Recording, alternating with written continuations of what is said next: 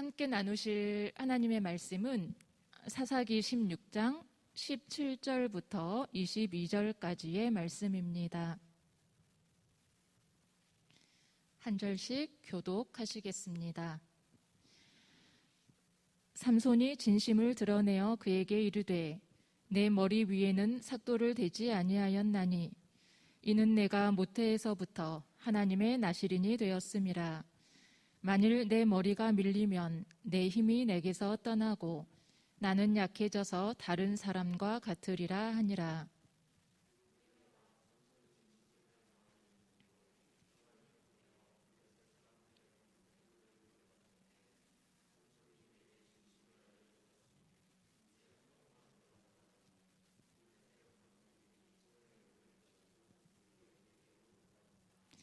들릴라가 삼손에게 자기 무릎을 베고 자게 하고 사람을 불러 그의 머리털 7가닥에 힘이 없어졌더라.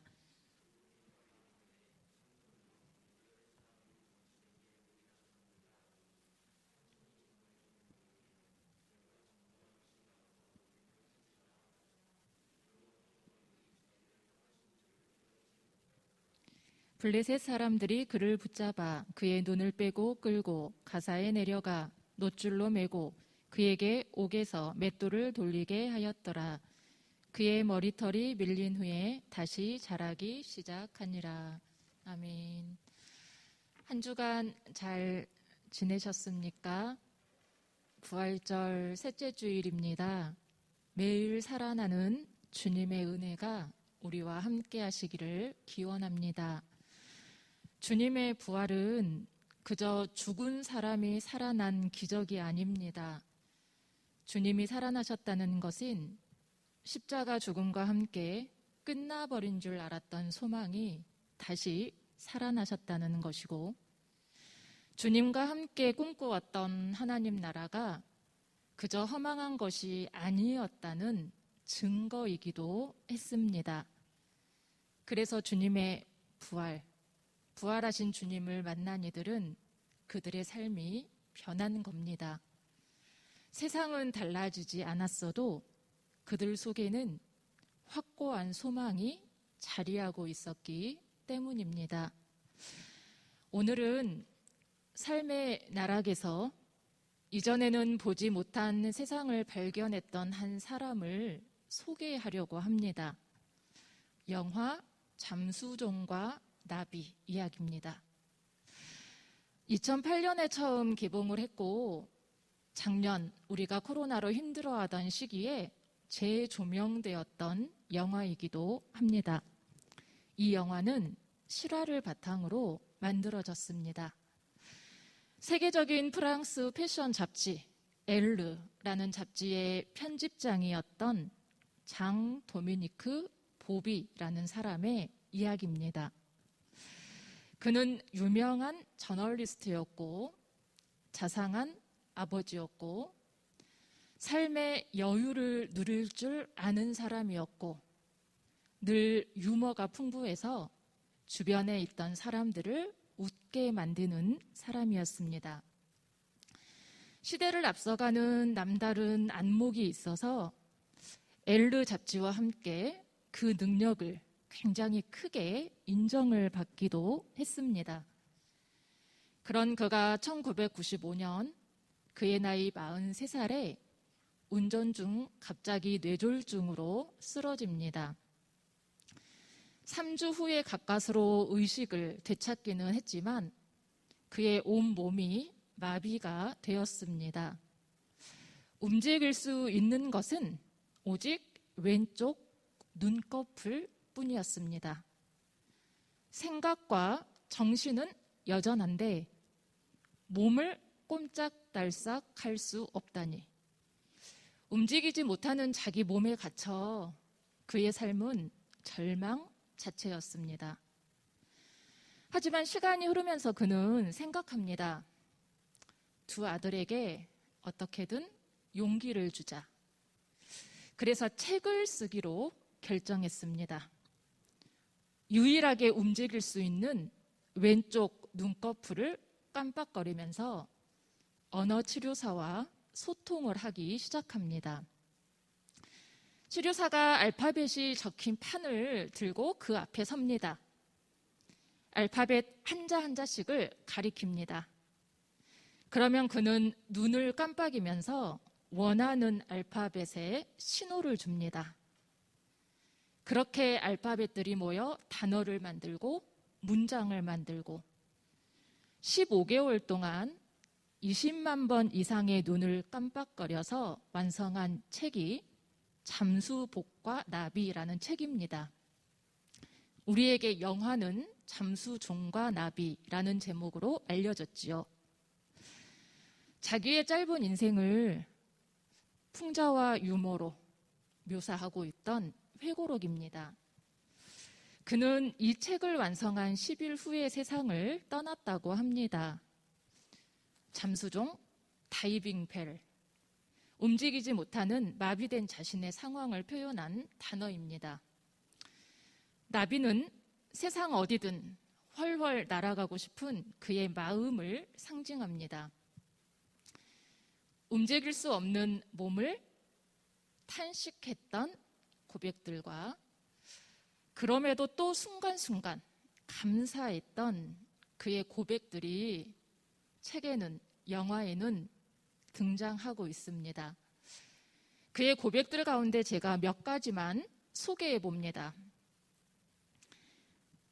지금 현재로서는 입 밖으로 흘러내리는 침을 정상적으로 삼킬 수만 있다면 세상에서 가장 행복한 사람이 된 기분일 것 같다. 갓난아이처럼 퇴행한 내 모습에서 때로는 병적인 쾌감을 느낄 때도 있다. 하지만 이내 모든 것이 더할 나위 없이 비극적으로 느껴져 눈물이 주르륵 흘러내린다. 또 다른 날은 말합니다. 이렇게 살아있다는 것에 정상적으로 호흡하는 것만큼이나 가슴 뭉클하게 감동하고 사랑하고 찬미하고 싶은 마음이 솟구친다. 정상인으로서 마지막 잠을 자고 눈을 떴으면서도 그것이 행복인지도 모르는 채 오히려 툴툴거리며 일어났던 그 마지막 날 아침을 어떻게 말로 표현한단 말인가. 그의 책들을 보면 온몸이 마비되고 새로운 삶을 맞이하고 있지요. 그가 했던 이러한 고백들이 적혀 있습니다. 우리가 당연하다고 여기는 것들은 사실 그 자체가 기적입니다. 코로나 시대를 살아가면서 우리가 절감하는 부분이기도 하지요. 그래서 현재 우리의 모습을 한번 바라봅니다. 우리는 코로나로 인해서 일상을 잃어버렸다고 이야기하지만 그러나 지금도 우리는 기적 같은 삶을 살아가고 있습니다. 여기 이렇게 살아있다는 것이 얼마나 놀라운 일인가 말입니다. 여러분의 요즘은 어떻습니까? 물론 마음이 지쳐 있을 수 있으리라 생각합니다. 사는 일이 녹록하지는 않을 겁니다. 고단한 순간이 많습니다. 9살 아이에게도 20살 청년에게도 중년을 지나 노년이 되어도 각자가 느끼는 삶의 무게는 늘 무겁습니다. 미얀마에서 들려오는 항쟁 소식에 나의 안락한 삶이 죄스러울 때도 있고 세월호 참사 7주기를 보내면서 코로나로 힘들다고 일상을 투정했던 시간이 부끄러울 때도 있습니다. 오랫동안 아파있는 환우들을 생각할 때 도울 수 있는 일이 이렇게나 없는 것인가 마음 저려올 때도 있습니다. 목사인 저만이 아닐 겁니다. 여러분도 마찬가지 일이라 생각합니다. 노력해도 풀리지 않는 삶의 난감함을 만나기도 하고 사회에서 직장에서 받는 스트레스들 힘겨울 때 있을 겁니다. 하지만 우리가 여기 이렇게 살아있다는 사실 한 가지만으로도 우리는 이미 은혜 안에 있는 사람들임을 잊지 말기를 바랍니다. 사람들은 흔히 어려운 일을 만나야 비로소 과거의 시간이 은혜였던 것을 깨닫습니다. 삶을 잘 걷고 있던 한복판에서 하나님과 대화하고 그 뜻을 구하며 순종하기가 사람들에게는 왜 이렇게 어렵던가 말이죠. 행복할 때, 일이 잘 될 때, 인생의 좋은 시절에 그 은혜를 충분히 깨닫기가 사람들은 왜 그렇게 어려울까요? 하나님을 믿되 삶의 절정 한가운데 모든 게 순조로울 때에도, 그리고 어렵고 힘들고 아플 때에도, 어떤 상황과 순간에도 하나님을 신뢰하시기를 바랍니다. 코로나 이전의 것들만 바라보며 아쉬워하다 현재의 시간까지 잃어버리지 않도록 지금 오늘도 함께하고 계시는 하나님을 더 가슴 깊이 새기며 살아가기를 소망합니다. 오늘 본문의 주인공 삼손은 참 안타까운 인물입니다. 그는 태어날 때부터 하나님의 은총으로 태어난 사람입니다. 하나님의 일을 위해 구별되었던 나실인이었습니다. 그가 해야 할 일은 오랫동안 이스라엘을 괴롭혀왔던 블레셋의 압제로부터 자기의 동족들을 구해내는 일이었습니다. 하나님은 그에게 감당할 수 있는 능력도 주셨습니다. 그는 산을 뽑고 세상을 덮을 만한 강한 힘이 있었다고 성경은 말합니다. 힘이 장사였단 얘기입니다. 하지만 그는 자기에게 주어진 이 능력을 잘못 사용했습니다. 그것이 은혜인 줄을 몰랐습니다. 악동들과 어울려 혈기를 부리고 여인들을 탐닉하며 자기 본분을 망각합니다. 결국 들릴라라는 이방 여인에게 자기 힘의 비밀이 머리카락에 있음을 발설하고 말지요. 들릴라는 삼손이 잠든 틈을 이용해서 그의 머리카락을 잘랐고, 머리카락이 잘린 삼손은 강한 힘이라는 능력을 상실하고 맙니다. 블레셋 사람들은 힘을 잃은 삼손을 잡아 눈을 뽑고 맷돌을 돌리게 했습니다. 그런데 성경은 이런 비극적인 상황 말미에 이렇게 말씀합니다. 본문 22절입니다. 그의 머리털이 밀린 후에 다시 자라기 시작하니라. 깎였던 머리털이 다시 자라기 시작합니다. 시간이 흐르면 머리카락이 자라는 것이야 당연한 일이지만, 그러나 이 말씀은 하나님의 새로운 시작을 암시합니다. 과거 자기 본분을 망각하고 살았던 삼손은 밀린 머리털과 함께 죽었습니다. 이제 그는 하나님 앞에 새롭게 선 사람이 되었습니다. 당연한 줄 알았던 다시 자라는 그의 머리카락이 실은 은혜인 겁니다. 새로운 소망인 겁니다. 어려움을 겪기 전에 알았더라면 더 좋았겠지만, 그러나 달리 보면 고난을 겪고라도 하나님을 이제라도 온전히 만났으니 그에게는 복된 일입니다. 코로나라는 환경을 만나기 전 우리가 일상의 순간순간들의 소중함을 깨달았더라면 더 좋았겠지만, 그러나 지금도 늦지 않았습니다. 코로나가 끝나기만을 기다리고 바랄 것이 아니라 지금 여러분이 할 수 있는 것들로 하나님을 만나시기 바랍니다. 지금 우리에게 주신 것들이 은혜임을 감사하면서 코로나의 제약에 묻혀 또 수많은 것들을 놓쳐버리지 않기를 소망합니다.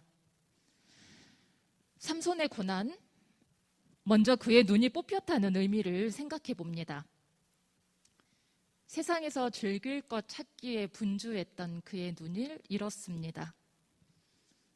그러나 오히려 새로운 눈을 얻었습니다. 밖으로만 향하던 그의 눈은 이제 자기 내면을 응시하는 눈이 되었습니다. 이 땅의 즐거움, 세상이 말하는 성공과 경쟁사회, 쾌락, 그것들을 바라보는 대신 하나님 앞에서 자신을 성찰하는 눈을 갖게 되었습니다. 지금까지의 삶을 돌아보니 후회가 남았겠지요. 하나님이 주신 삶의 그 아름다운 가능성을 가지고 있으면서도 허망한 것을 좇았던 지난 날들이 후회스러웠을 겁니다. 삶이 어두워지자 그제야 빛이신 하나님이 보입니다. 그런 그에게 새롭게 자라나는 머리카락은 다시 서서히 채워지는 하나님의 은혜였습니다. 또 하나, 삼손이 옥에서 맷돌을 돌리게 되었다는 사실을 생각해 봅니다. 살아있음이 고통스러운 상황입니다. 그는 그동안 힘이 세서 본인이 영웅인 줄 알았습니다. 하지만 그도 하나님의 은혜를 거두시면 그저 한낱 피조물을 뿐인 것을, 자기 속에서 분출하는 힘이 언제까지라도 나를 지켜줄 것이라 생각했겠지만 그게 얼마나 허망한 믿음인가를 그는 맷돌을 돌리며 자각했을 터입니다.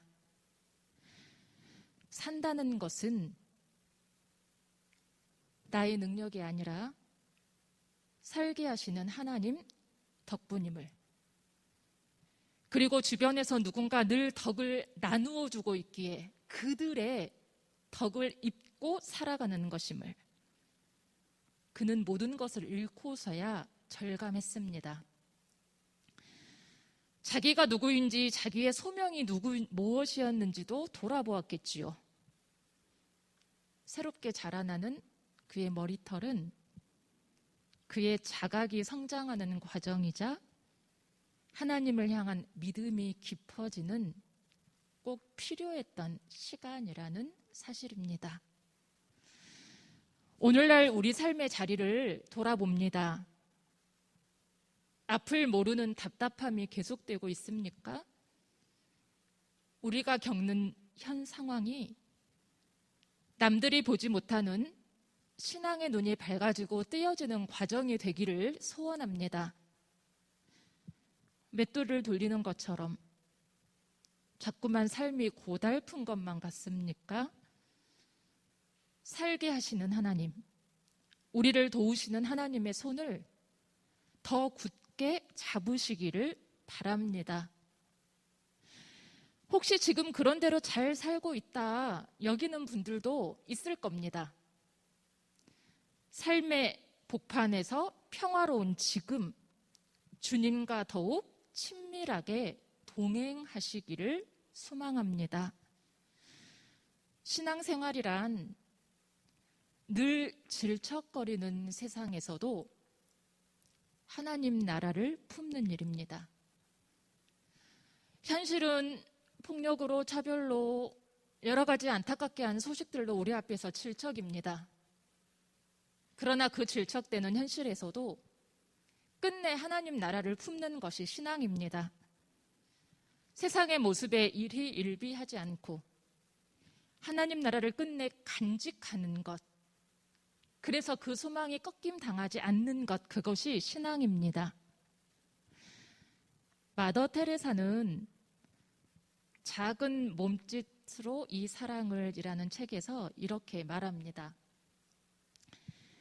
우리는 우리가 할 수 있는 만큼 최선을 다하고 나머지는 하나님의 손에 맡겨드림으로써 노력에 대한 내 욕구를 말끔히 내던져야 합니다. 중요한 것은 당신이 하는 행위마다 쏟아넣은 사랑의 정도입니다. 당신이 최선을 다했으면 어떤 실패에 대해서도 상심하지 않도록 하십시오.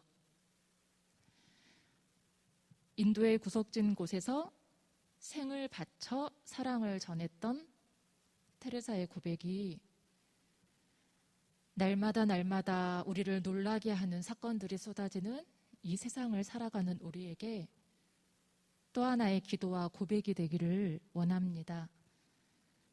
살아있음에 감사하면서 우리에게 주어진 지금의 일상을, 모든 순간을 충분히 사랑하며 사는 모두가 되기를 소망합니다.